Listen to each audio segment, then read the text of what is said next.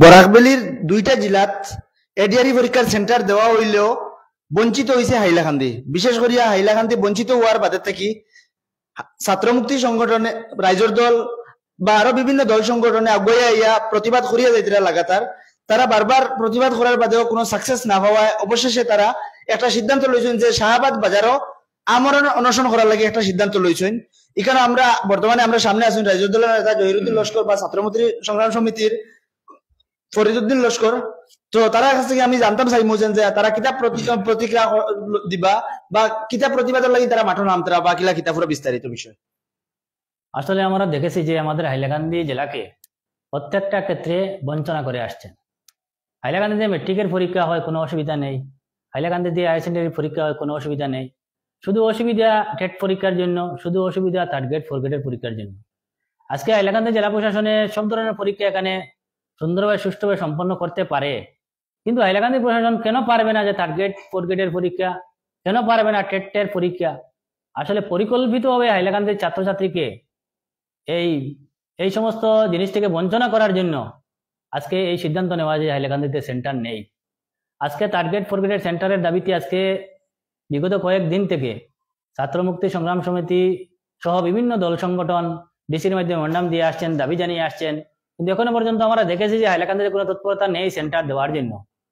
তাই আমরা হাইলাকান্দির ছাত্রছাত্রীদের স্বার্থে, হাইলাকান্দিতে জনজাগরণ করার স্বার্থে আগামীকালকে আমরা শাহবাদ বাজারে আমরা আমরণ অনশনে বসব এবং এই অনশনে নেতৃত্ব দেবে ছাত্রমুক্তি সংগ্রাম সমিতি এবং এখানে প্রত্যেকটি রাজনৈতিক দলকে আমরা আহ্বান করছি। আমরা কংগ্রেস দলের জেলা সভাপতির সঙ্গে দেখা করে ওনাকে আহ্বান করেছি যে আগামীকালকে অনশনে উপস্থিত থাকার জন্য। আমরা সিপিআই সিপিএম সবাইকে আমরা সিটি দেব যে আগামীকালকের আন্দোলনে যাতে সামিল হন। প্রত্যেকটা দল সংগঠনকে আমরা আহ্বান করছি যে আগামীকালকের আন্দোলনে সামিল হওয়ার জন্য। যদিও আমরা শাহবাদ বাজারে অনশন ধর্মঘটে আমরা সিদ্ধান্ত নিয়েছি, কিন্তু পৃথকে পৃথকে আমাদের আরো আন্দোলন চলবে। প্রত্যেক সার্কেল অফিসারে মন্ডাম দেব, প্রত্যেক জায়গায় জায়গায় আমরা প্রয়োজনে আমরা রোড ব্লক করব। সমস্ত হাইলাকান্দি জেলা জুড়ে এই আন্দোলনকে ছড়িয়ে দেওয়ার উদ্দেশ্যে আমরা শাহবাদে আমরণ অনশন আরম্ভ করেছি। আমরা দেখেছি আমাদের যে Hailakandi third grade fourth grade centre আনার জন্য এমন কোনো জনপ্রতিনিধি নেই।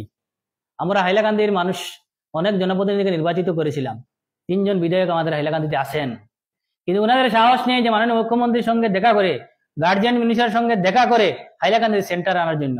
ওনারা সম্পূর্ণ ব্যর্থ হয়েছেন। ওনাদের সাহস নেই মুখ্যমন্ত্রীর সঙ্গে দেখা করে এই দাবিটা তুলে ধরার জন্য।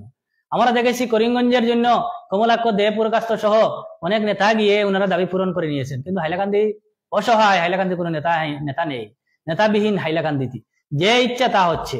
হাইলাকান্দিতে ডিলিমিটেশনের নামে সমষ্টি কাটা হয়েছে, কোনো প্রতিবাদ হয়নি। হাইলাকান্দিতে প্রত্যেকটা ক্ষেত্রে বঞ্চনা করা হচ্ছে, কোনো প্রতিবাদ হয়নি। এখন আমরা দেখেছি ছাত্রছাত্রীদেরকে বঞ্চনা করার ষড়যন্ত্র চলছে, এটার বিরুদ্ধে কোনো প্রতিবাদ নেই। তাই ঐক্যবদ্ধ প্রতিবাদের জন্য আগামীকালকে আমরণ অনশন বসা হবে। সকাল 12 কোটিকার সময় আমাদের শাহবাদ বাজারে আরম্ভ হবে। যতক্ষণ পর্যন্ত সরকারের তরফ থেকে বা প্রশাসনের তরফ থেকে আমরা গ্রিন সিগন্যাল পাবো না যে হাইলাকান্দিতে সেন্টার দেওয়ার, ততক্ষণ পর্যন্ত আমাদের অনশন চলবে। আমরা হাইলাকান্দি জেলা প্রশাসনের কাছে আমরা আহ্বান করছি যে আমাদের এই আন্দোলনকে সক্রিয় সহযোগিতা করার জন্য।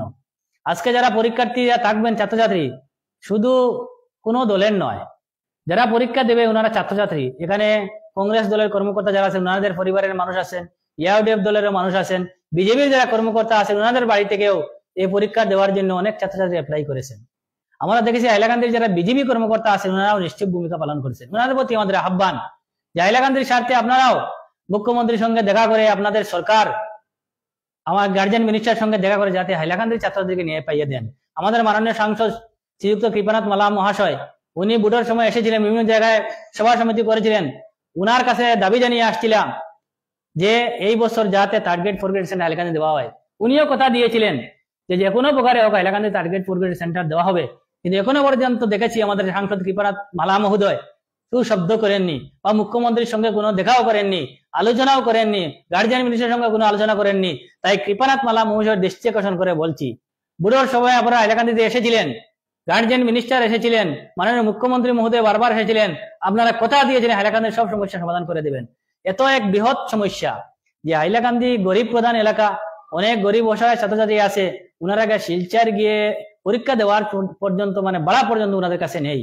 আজকে মিজোরাম বর্ডারের একটা ছাত্র গিয়ে কিভাবে পরীক্ষা দেবে শিলচরে গিয়ে? একটা গাড়ি নিয়ে যদি যেতে হয় তো 2-3 হাজার টাকা গাড়ির ভাড়া প্রয়োজন হবে, কিভাবে গাড়িটা নেবে? তাই অনেক গরিব মেধাবী ছাত্র এই পরীক্ষা থেকে বঞ্চিত হবে।